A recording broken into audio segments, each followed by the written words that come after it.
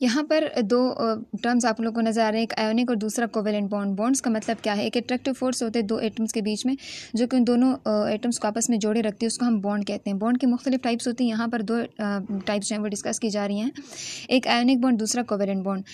Ionic bond कौन सा bond होता है? वो बॉन्ड होते हैं जो कि आइंस के बीच में एग्जिस्ट करते हैं। और कोवेलेंट बॉन्ड ये वो बॉन्ड होता है जिसमें म्यूचुअल शेयरिंग ऑफ इलेक्ट्रॉन होते हैं बिटवीन टू एटम्स। ठीक है, यहाँ पे आपको वाटर मॉलिक्यूल नजर आ रहा है और साथ में यहाँ पर टेबल साल्ट आपको नजर आ रहा है।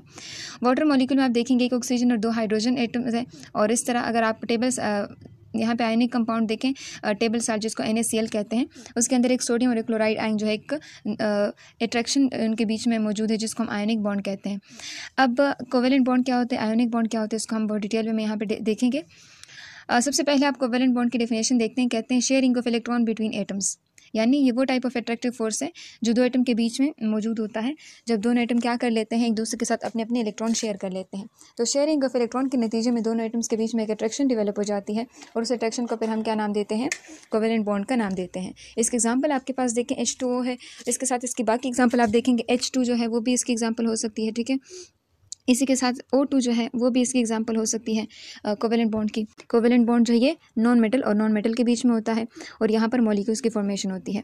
इस तरह अगर आप लोग आयोनिक बॉन्ड की बात करते हैं, तो जो आयोनिक बॉन्ड होता है वो क्या होते हैं, उसमें आप लोगों को कंप्लीट ट्रांसफर ऑफ इलेक्ट्रॉन होता है from one atom to another. ठीक है, ये वैलेंस कॉन्सेप्ट आप लोग पढ़ते हैं, उसमें आप देखते हैं कि कोई भी एटम अपने आखिरी शेल को कंप्लीट करने की कोशिश करते हैं, और अपने आखिरी शेल को कंप्लीट करने के लिए या तो एटम इलेक्ट्रॉन देता है किसी को, या फिर किसी से लेता है, या फिर किसी के साथ शेयर करता है। यहाँ पे जो आयोनिक बॉन्ड है वो इलेक्ट्रॉन जो एक एटम से इलेक्ट्रॉन जाते हैं दूसरे के पास, तो जो जिससे जाते हैं उसके ऊपर एक पॉजिटिव चार्ज अपीयर हो जाता है, और जिसकी तरफ जाते हैं उसके ऊपर एक नेगेटिव चार्ज अपीयर हो जाता है। जैसे यहाँ पे सोडियम क्लोराइड। ठीक है, सो मेटल और नॉन मेटल के बीच में ये बॉन्ड एग्जिस्ट करते हैं। मेटल जो होते हैं इलेक्ट्रोपॉजिटिव होते हैं, बहुत जल्दी पॉजिटिव चार्ज की फॉर्मेशन कर लेते हैं, और नॉन मेटल इलेक्ट्रोनेगेटिव होता है, उसके ऊपर नेगेटिव चार्ज आ जाता है, और इन दो पॉजिटिव एंड नेगेटिव चार्जेस के बीच में एक अट्रैक्शन डेवलप हो जाती है, जिसको फिर हम आयोनिक बॉन्ड का नाम देते हैं। और ये आयोनिक बॉन्ड जो ज़्यादातर यहाँ पर इस बॉन्ड के दौरान क्या होती है, आइंस की फॉर्मेशन जो होती है वो पॉसिबल होती है। NaCl इसकी एग्जाम्पल है, इसी के साथ CaCl2 जो है वो भी इसकी एग्जाम्पल है, MgCl2 भी इसकी एग्जाम्पल्स हैं। ठीक है, मैग्नीशियम ऑक्साइड MgO भी इसकी एग्जाम्पल है।